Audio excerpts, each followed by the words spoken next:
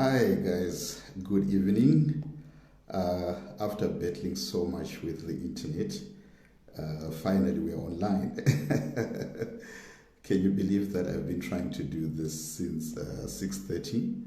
And finally I actually had to change Wi-Fi, and then that's how I ended up getting what looks for now like a stable connection. So I'm really great. I'm really feeling good about it. I think we're going to learn a few things today about surviving, in business. Okay. So the topic for today, because remember on our page, even though it's called Pastor Raymond Kasinganetti, I just don't do pastoral work. I actually happen to be a serial entrepreneur. I've got interest in e-commerce right now. I've been doing this for 3 years, but in business in general, I've been doing this for quite a long time. I've started businesses in construction, in consulting. I've started businesses in e-commerce, so I've been around, So I happen to be a business coach as well. So we do share spiritual, material, but we must also know how to make money so that we live good lives, all right? And so we do spiritual coaching, we do business coaching, and we also do life coaching on this page. Okay, that's the whole idea, and that's what I'm trying to do with this page. So today, let us talk about survival strategies, 10 survival strategies that every entrepreneur needs to master in order to survive tough economic environments. We are living in tough economic environments for small businesses, and you would do yourself a great favor if you invest time in mastering survival strategies, for an economy such as the one that we find ourselves in most countries. Personally, I am based in Johannesburg in South Africa, and we know that South Africa is tough right now. But I don't know where you are listening from all over the world, but generally, chances are what I'm about to share here will apply to you regardless of where you are. If you don't yet operate a business but would like to operate a business, you're going to learn a few things. It's always good to go into something prepared, okay?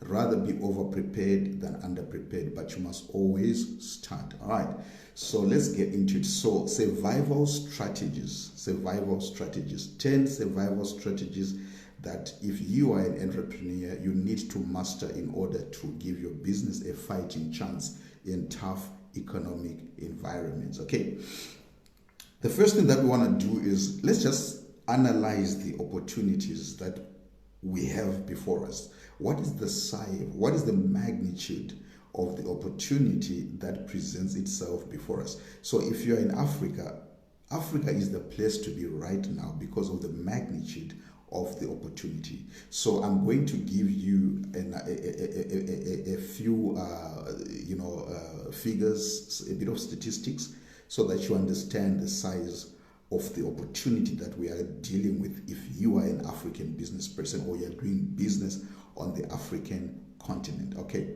so according to the African Development Bank, 22% of Africa's working age population are starting businesses, the highest in the world. So can you believe it? Here in Africa, we have got 22% of the working population starting businesses, and this is the highest in the world, which means that right now in Africa, everybody or most of the people, are trying businesses at one point or the other, and you know what? That's actually the way to go. Okay, rather try it and decide that this is not for me than never actually try out of fear. All right, so 22% of Africa's working age population are starting businesses, and that is the highest in the world. Okay, number two, 27% of the female adult population is engaged in early stage entrepreneurial activity. So what it means is that women, females, are really doing a lot of work within the entrepreneurial space. 27% of the adult population, female population, is engaged in early stage entrepreneurial activity. In other words, they are starting businesses. That's our moms, that's our sisters, that's the young ladies Women are quite entrepreneurial and they just need to be given opportunities just like men, all right? Now, SMMEs are the biggest formal employees in sub-Saharan Africa. Did you guys know that? That is actually not the big banks, it's not the formal, the corporates that employ the most people, all right? It's actually SMMEs who are the biggest formal employees in sub-Saharan Africa. So what it means is that we actually need more SMMEs. Okay, we need more people to start small businesses, all right, so that we can create more formal employment, all right. So people think that it's the big banks or the big corporates or the big organizations that actually create jobs, most of the jobs. No, it's the other way around actually. It's the small guys, it's the SMMEs, small to medium enterprises that are actually creating most jobs in sub-Saharan Africa, all right. So 54 million new jobs were estimated or were projected to be created by 2022. Do you understand that? So in 2022, we're forecasting that 54 million new jobs were to be created in Africa. However, Africa actually needed 122 million new jobs by 2022. For us to be stable, right? So the graduates that are coming out of college, out of tertiary, people in the job market, all of them, for us to reach an equilibrium where we are able to absorb all the people coming into the job market, there was a need for 122 million new jobs to be created. Yet, we're only creating or projected in 2022 to create only 22 million jobs. So you can see that we have got a lot of young people coming out of college, looking for jobs, and we're not creating any jobs. Now, this is a really, really big opportunity because this is how you ask for trouble. When young people who are full of energy and hormones are sitting at home doing nothing, you're going to have an increase in crime, you're going to have an increase in prostitution, you're going to have an increase even in the likelihood of civil unrest. Okay, we've seen it here in South Africa where people are looting all over the place because you can't sit with such young people that are doing nothing. I mean, think about it. 54 million jobs created in 2022 versus 122 million jobs needed in 2022. All right, so the difference between 122 million and 54 million represents your opportunity. Okay, as an entrepreneur, that's your opportunity. There is so much opportunity for us to create jobs by engaging in entrepreneurial activity, all right? So only 20% of African SMMEs are introducing new products and services. That's another big concern. What this simply says is that we are not innovating as Africans. We are just looking for familiar businesses. We are doing the kind of business that everybody else is doing. Okay, whatever someone is doing, we're also doing. If it's a car wash, we also do a car wash. If it's a restaurant, we do a restaurant. We don't really bring anything new, any new way of doing things. There is no innovation. Only 20% of African SMEs are introducing new products and services. Again, a big opportunity. You just need to think a little bit outside of the box and you'll find that there's a ready market for you, okay? So in South Africa, let's look at South Africa in particular. Did you know that in 2019, 75% of businesses that were started in 2019 failed? 75% failure rate of businesses in 2019.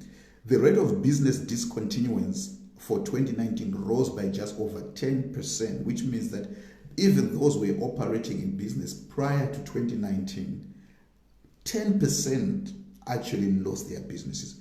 So you've got 75% of businesses that were started in 2019 failing. Then existing businesses that entered into 2019 operating, 10% of them actually failed. Again, that shows you a tough economic environment, which is why we need to master, survival strategies, okay? Survival strategies for tough economic environments, okay?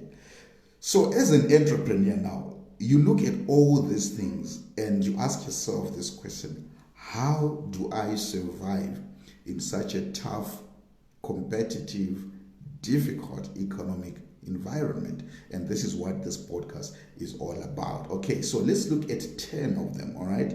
You have to implement all 10 of them, or 5 or 8, depending on what you need. But it's good to just be well versed with the 10 survival strategies that are going to help you to make it as an entrepreneur and as a business. Okay, so let's look at strategy number 1. How do you, as an African entrepreneur, against the background that I've painted, how should you think? Okay, number 1, you must have an underlying and continuous business strategy. Do you understand that? Have an underlying and continuous business strategy. Now, what this means is that you can't be haphazard. You can't be chopping and changing businesses all the time. All right? It is good to experiment so that you find the idea that works. But you must have a continuous strategy. All right? You must know what you're trying to do. So if your idea is that I'm going to be in e-commerce and I want to be in the top 5 businesses in South Africa, right? That is your long-term goal. That's your long-term strategy to dominate the market, for example, in e-commerce. But how you actually do that might be changing. You might start off doing retail, all right? Or you might change and do e-tourism, or you might change and do something else, still within e-commerce. But at the end of the day, you know that what I'm trying to do is I want it to be in the top 5 businesses in the e-commerce industry. Or I want to turn over 1 billion rand per annum, right? So your underlying, strategy is still there. It's continuous. You may be changing how you do things. You may be experimenting with many different things, but be very clear about what is my strategy. Be very clear about it. So remember, you can change tactics, but don't change your goal. You can change tactics, but don't change your strategy, okay, your long-term strategy. So as an entrepreneur, number 1, you must have an underlying and continuous business strategy. Do not become desperate to the point where you lose yourself. Know yourself. Just because everybody is doing it does not mean you must do it, okay? You must have a clear objective, clear goals, clear strategies to achieve what you want, and then you must work flat out to make sure that you meet those goals. So that is strategy number 1. Have an underlying and continuous business strategy. All right? So take advantage of arising opportunities, but maintain a long-term strategy or vision. All right? So you get that. You change, maybe you need more cash flow. You might need to do a few things so that you get quick money in. But once you got that money in, you must always feed that money into your long-term strategy. Okay. Then number 2, this one is a very tricky one, especially for young businesses, right? Young entrepreneurs. Number 2, watch your costs. You must watch your costs. Now, this is something that a lot of entrepreneurs we fail to do. Do you know why? Because we are growth oriented. You're always thinking about, I want to do this, then I want to do this, I want to do this, I want to grow my revenue, and so forth, right? And then we forget to pay attention to the cost. But you know what? The cents start to add to become rands or dollars. And the rands start to add up, and before you know it, it's hundreds of rands, and they add up, they become thousands. Before you know it, you're talking in terms of tens of thousands and then hundreds of thousands. Okay? Whenever you swipe for 30 rand or 20 rand or 100 rand, all right, if you are not tracking your expenditure, one day you'll be surprised that you're presented with a bill, okay, a very big one, okay, and you're like, how did I get here? All right. So a lot of entrepreneurs make the mistake of not tracking their costs from the get-go, including myself. I remember that I made that mistake at some point in my business where I could see that there was a lot of money coming in, and I just kept on saying to people, I know I'm making money, I just don't know how much I'm making, all right? But I then found a bookkeeping tool called Xero, Xero, that helps. It pulls information from the bank statement, and then it asks you how you want to categorize or to allocate every cost. So initially you start to tell it, this is fuel, this is wages, this is travel, this is cost of sales and so forth. After a while, it starts to identify that based on where you buy and where you are swiping, if it's the same places, it starts to know, okay, this must be. So it starts to do everything for yourself, so that at the end of the day, it will just allocate everything. What it can't allocate, it will ask you to allocate. So every day you are able to see how your costs are rising. Okay, it is when I implemented Xero at some point in my business where I thought I was making money. I then realized I'm actually making a loss. I was very busy, but I was still making a loss. Do you know why? Because I was not watching my cost. Revenue was rising, but I did not trace the cost to see how much they were also rising. Revenue was rising, but the costs were rising faster than my revenue. The costs were rising faster than my sales. So I'm having more revenue and less and less and less profits, until at some point I started to make losses. Okay, and entrepreneurs think that it's okay to go for a while without tracking costs as long as we are making sales. No, that's a big mistake. Big mistake. From day number one, already track every cent that is in your business. You must know where every cent is going in your business. I'm saying every cent. Don't say 30 Rand is too small, 100 Rand. I won't focus on things that are above 10,000. Know where every cent is going in your business, because cents add up to become rands. They add up to become dollars. And before you know it, you've got very big expenses and you're losing your business. Okay, so that's number two. You must watch your costs.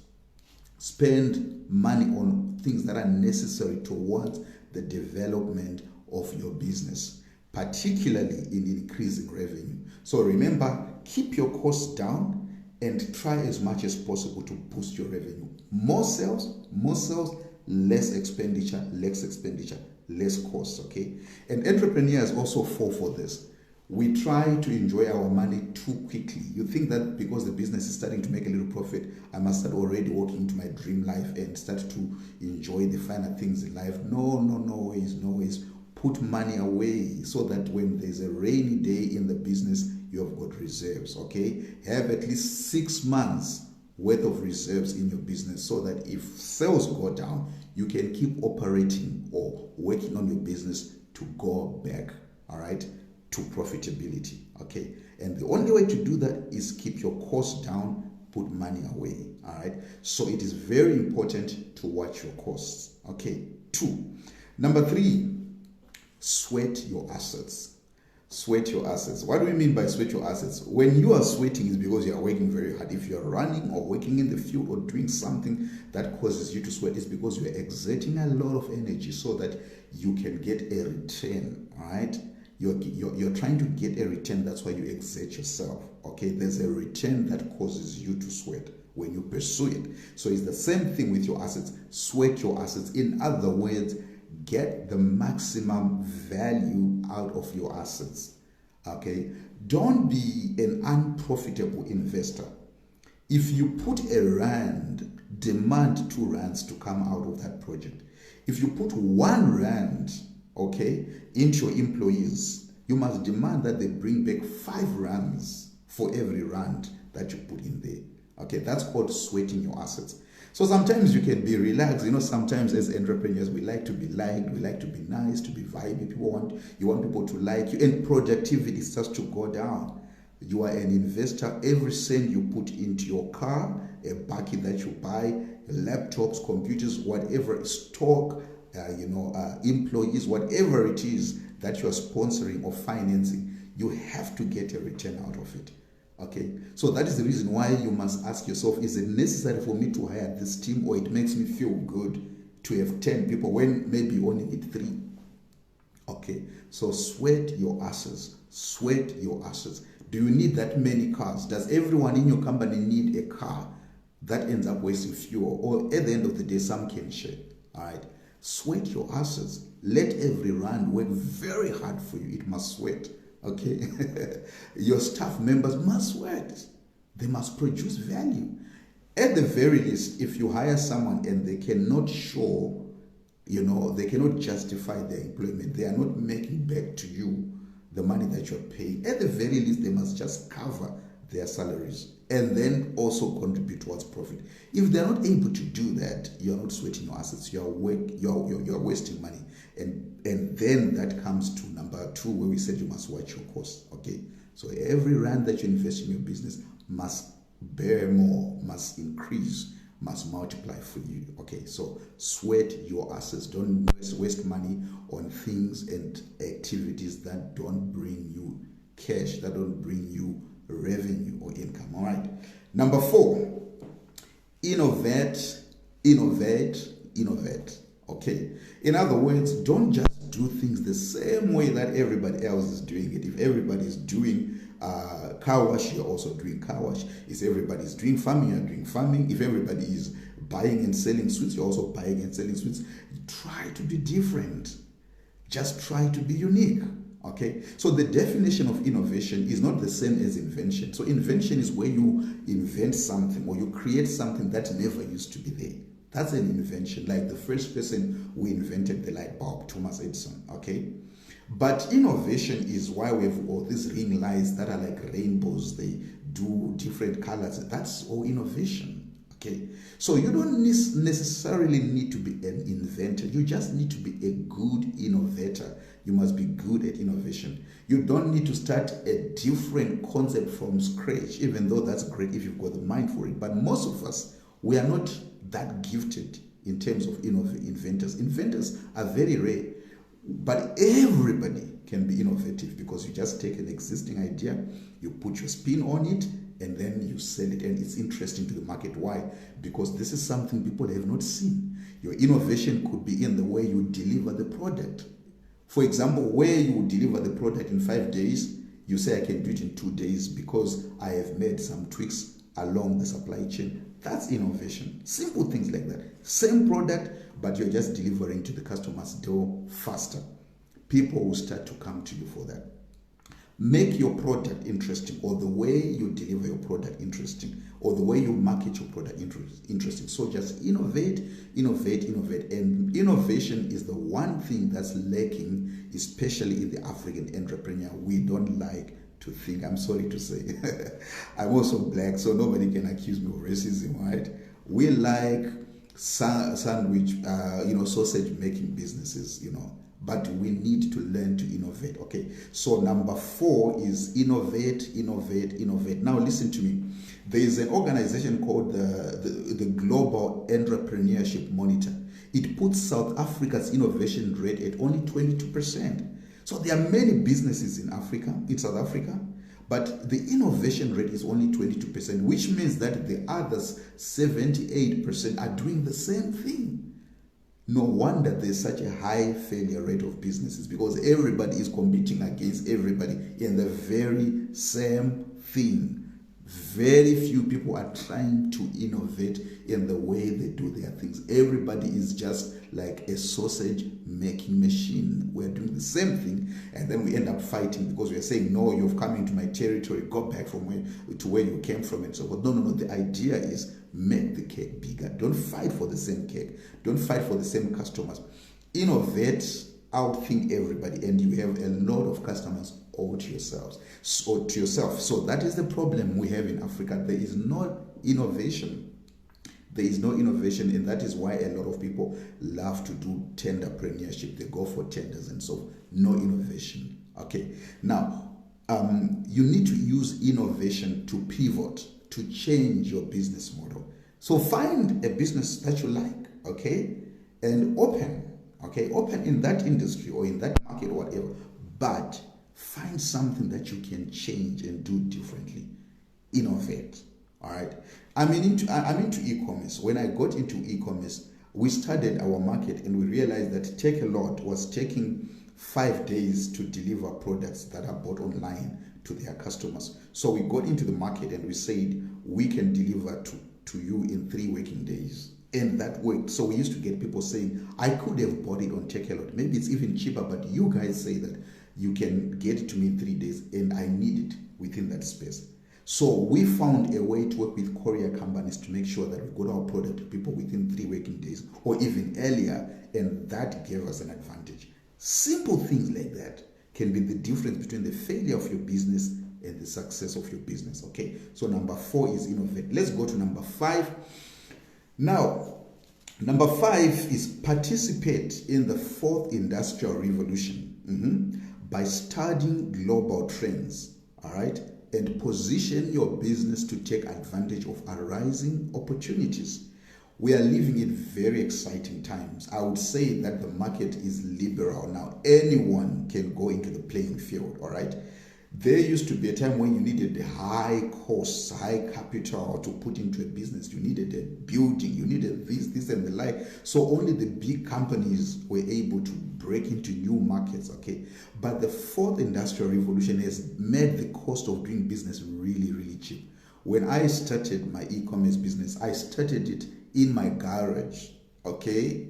I started in my garage, but my market was reaching throughout South Africa, and even we have had sales from in the UK, okay? But I wasn't going to build a big, brick and mortar structure, a warehouse or anything like that to hire a lot of people who would be selling. I was doing everything via the internet, okay? And I was able to raise a business that is existing until today. So that is why it's very important to participate in the 4th industrial revolution, okay? So study global trends, position your business to take advantage of arising opportunities. So seek out opportunities in emerging technologies, including fintech, renewables, etc. Did you know that in education there's now an innovative way that content is being delivered to students? It is not always necessary now for kids to go to school. There are people who are loading modules online or who are doing online classes. You've got kids who are privately schooled in their homes. They know that at 10 o'clock it's time for English.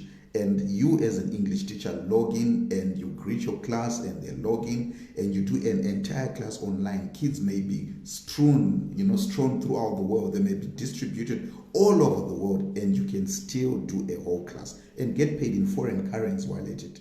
Can you see? So online classes, it's no longer necessary to always say we need to build a school. You don't need to build a brick and mortar school. You can build an entire school on the internet. Can you believe it? You can build an entire school on the internet and school kids there and educate them there. And they can even take Cambridge exams and so forth, all online. What is the cost of, setting up an online school?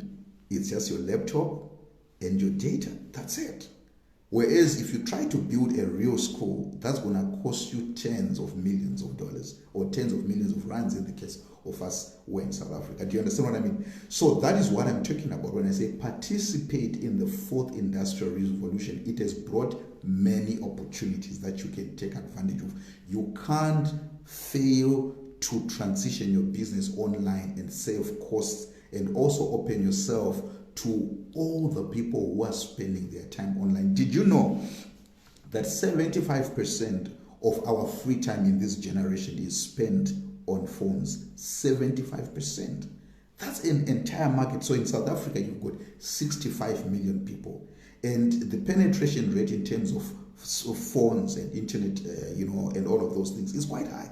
So how many people can actually buy stuff from you because your stuff is available online? You can do church online. You can do business seminars online. You can load your material online. You can do your marketing online. Instead of hiring a whole team of salespeople, you can just use the Google algorithm to market your products all over the world or in a defined area. The 4th industrial revolution has opened the world to us. You can't tell me that the idea that you have is not going to see the light of day if you go via the internet. Okay.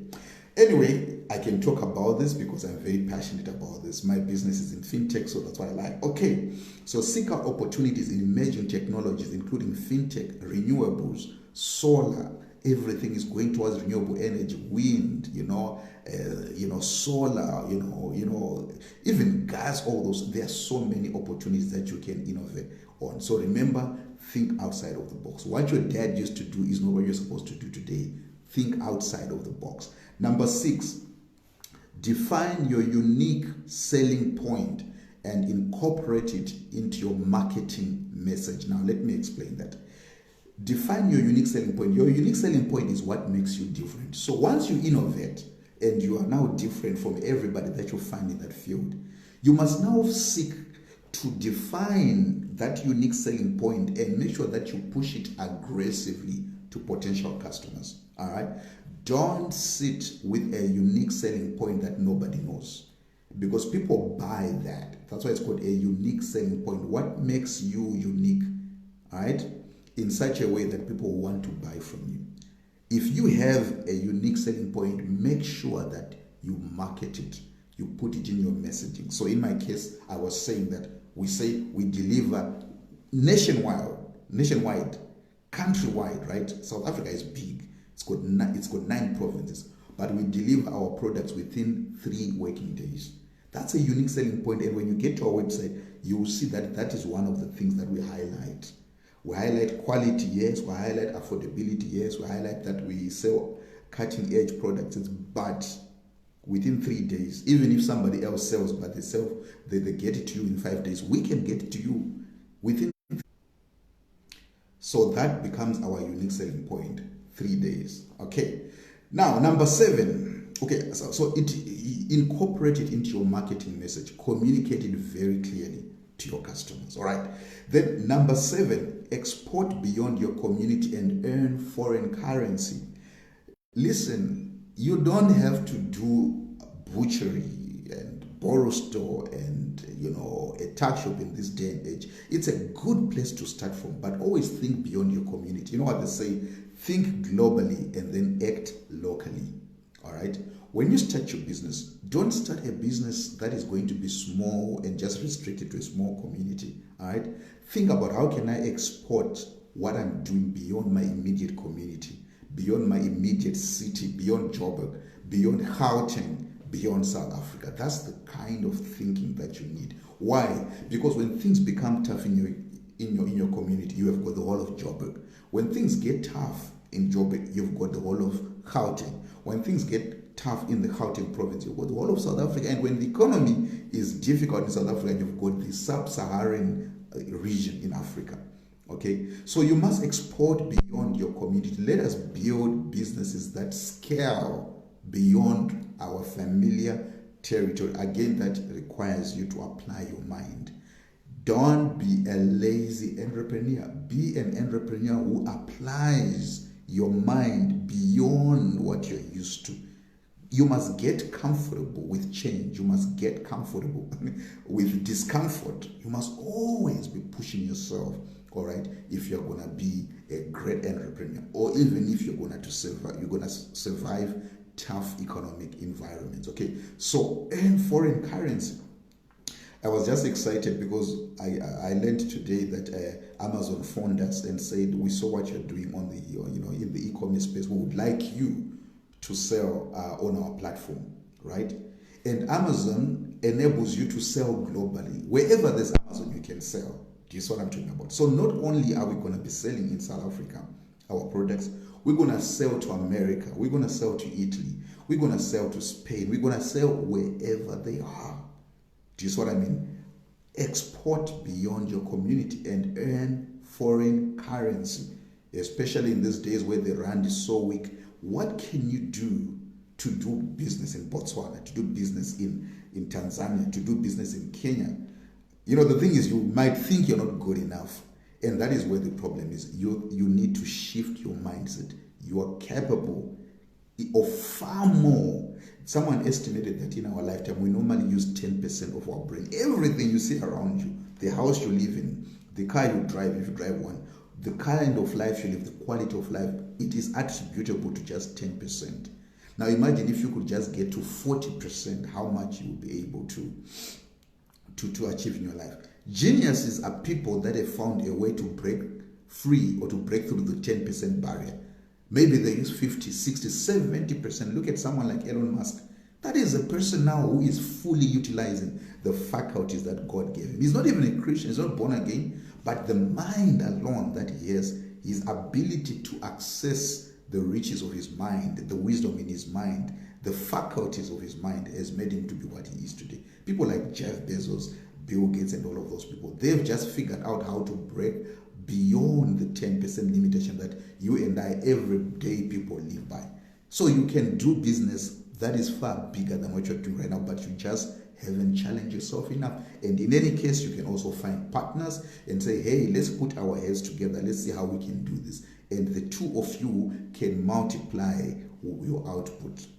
10% times 10% is far better than just 10%. It's 10 times 10 is 100. Okay, so there's multiply. Even the Bible says, one shall put 1,000 to flight, and two of you shall put 10,000 to flight. Look at the multiplier effect between one and two people. It's a 10 times multiplier.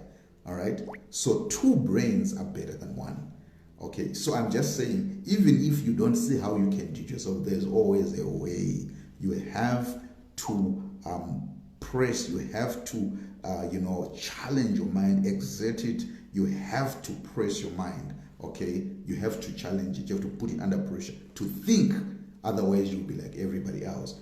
We'll read you as a statistic when your business fails. Number 8, invest in education. All right, invest in education. Now, this is a big one. This is a big one.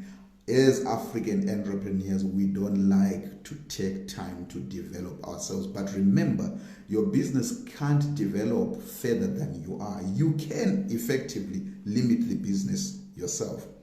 Maybe you've got a great concept, maybe the market is right, but you don't know how to take advantage of opportunities that are there. You know why? Because what you knew 10 years ago, 20 years ago is the same that you still know today. Why? Because you have not been developing your mind. Okay, so the person who must invest in the most development in any company is you. Don't send people to read for you things that are supposed to be for you. Okay, so invest in education, read about trends in your industry. You must know, you must actually tell your team where to look, and then they can do more research, but you must always know, where is my business going? So read.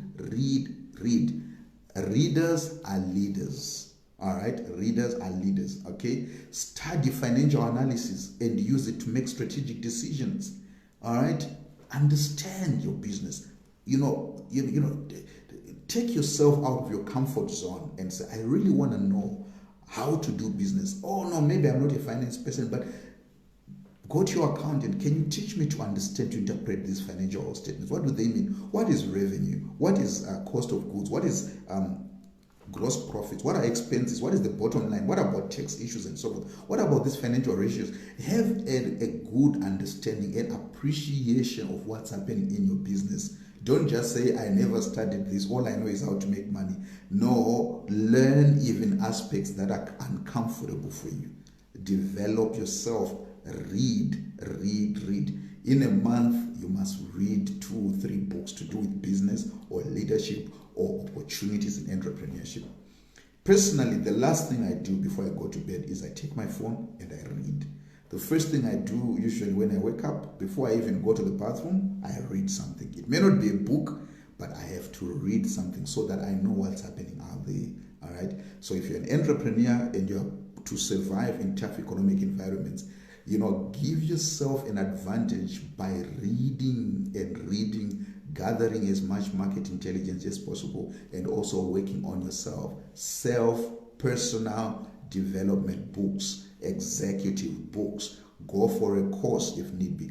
But every day of your life, read something. If you don't like to read, you're not going to make it in this game, okay? Because the world now is changing. Remember, we are now in the space age, okay? Where before that, we're in the information age. Okay, so things happen so quickly. Do you know that when you start a degree, by the time you're in second year, your degree is obsolete? That's how much information used to change every 100 years. Then it became every 10 years. These days, information changes every 2 weeks. Are you aware of it? Every 2 weeks, industries are changing. New information is coming. We've got so much knowledge now that you have to be keeping abreast of trends. Okay? Don't surprise yourself when you find yourself lagging behind and the market is gone. Number 9, develop, streamline, and invest in the 3 Ps. Okay? Develop, streamline, and invest in the 3 Ps. Okay? Number 1, your product. We've talked about innovation already. All right? You must have unique products. Don't just do what everybody's doing. Even if people are doing the same thing, take what is being done, take that product, develop it, innovate a little bit, change something, tweak something to make it more interesting to your market. Okay, so your product, you must always be working on your product. Okay, at the end of the day, and if your product is a service, make sure that your service is top notch. All right, top notch. Distinguish yourself in excellence. So always be working on your product, number one. And then number two, your processes. So in your company, make sure that your processes are efficient. They are not wasteful. They don't take too much time. Getting your product, your services to people, that must be very efficient. Always look at your process. What can I do differently? How can I improve the customer experience? How can I run my company more professionally, more efficiently? Okay, that's P, number two. Then number three, always develop your people. So any company that is serious must always be investing in the development of its people. Team buildings. Invest in people like me. Invite me. I'll come and speak for a very reasonable fee. I'll coach your people. And by the time that I'm done with them, you're going to have a very motivated team that is very clear about the objectives and why they should be productive. As opposed to just shouting at people and not complaining and telling them they are useless. Invest in personal development, team development, okay? Let people have incentives in your company. If you do so well, you get rewarded like that. So develop, streamline, and invest in the 3 Ps. That is your product, your process, and your people. And then I will add also marketing to that. Then invest in marketing your products to people. Make sure that your products or your services are marketed in an interesting way or in an interesting way. Make sure that people enjoy your marketing message. Because you may have a great product, you may have a great company, but if you don't know how to get it to people, you are in trouble. In our case, we work in partnership with Google. They've got an algorithm where we feed it with information, and it starts using the power of AI now to find the kind of customers who should see our adverts. I was very surprised in December last year when I learned that our adverts reached 1.8 million people. Okay? And I said to myself, we can change 1.8 million people to 18 million people. All right? If we keep on investing in the way we market, keep on understanding this Google algorithm. How do we work with them? All right. How are you investing in your marketing? When I say invest in marketing, I don't necessarily mean spend a lot of money in marketing. I'm saying, how do you make it effective?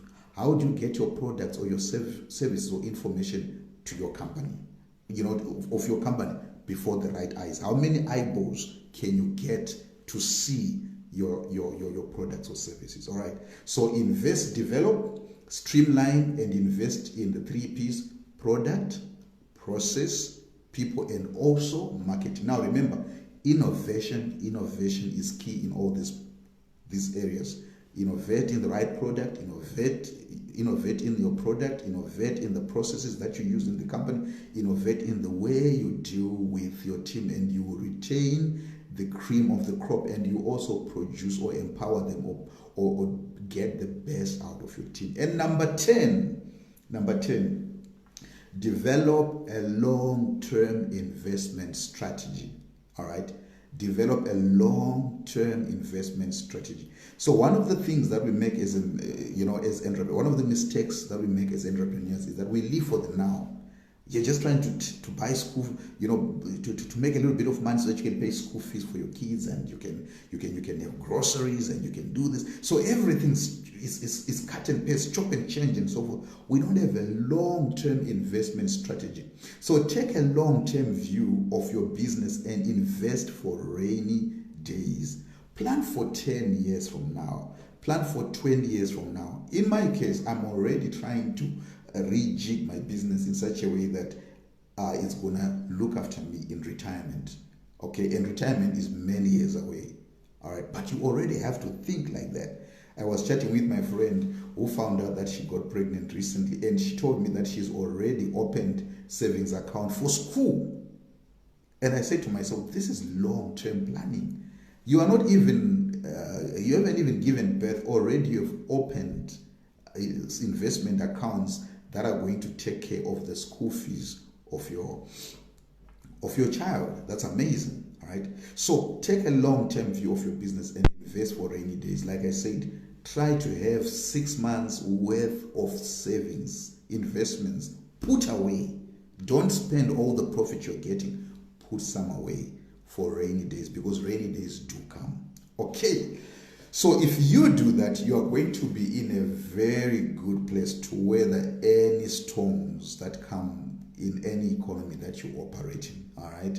And these are the 10 survival strategies according to Raymond Kasinganeti that you need to master. So let's run through them all. Number one, have an underlying and continuous business strategy. All right.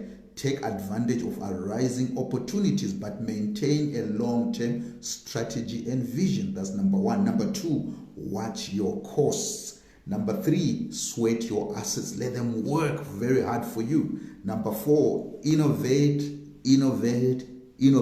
Put your unique spin on anything that you do, whether it's product, whether it's your processes, people, or marketing. Innovate. Number five, participate in the fourth industrial revolution by studying global trends and position your business to take advantage of arising opportunities. Business has changed. So catch up, catch on, hop on to the fourth industrial revolution opportunities. Number six, define your unique selling point and incorporate it in your marketing message. Know what makes you unique. All right. Number seven, export beyond your community and earn foreign currency. Okay, don't just think in terms of rands. Think in terms of pounds and dollars. Think in terms of ones, from China. Always try to take a global view and then act locally. Number eight, invest in education. Know your stuff. Invest in your self-development. All right, don't hold your business back because you don't know how to grow from a 1 million rand business to a 10 million rand business. Okay. Number nine, develop, streamline, and invest in the 3 P's: product, process, people, and of course, number four, marketing itself. All right. And then number 10, develop a long-term investment strategy. Okay. Don't spend everything you get. Spend 30% only, okay, of your profits and put away or reinvest into the business. Okay.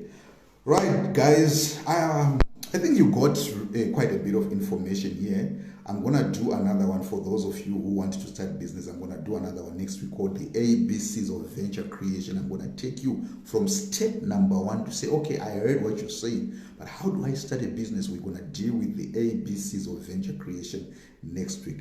But for today, I really hope that these things helped you. Remember, I'm a business coach. If you want someone to coach you, I can walk you from day 1 of your business until your business is operating. Okay. And for very reasonable rates. However, this is not why I'm doing this. I'm doing this because I've got a love for small businesses, for young businesses, for big businesses. If you're a business person, you are my friend. So this is Pastor Ray, business coach, signing out. All the best with your business. By the way, I'm going to leave you with this thought. You must already be developing your strategy for 2024.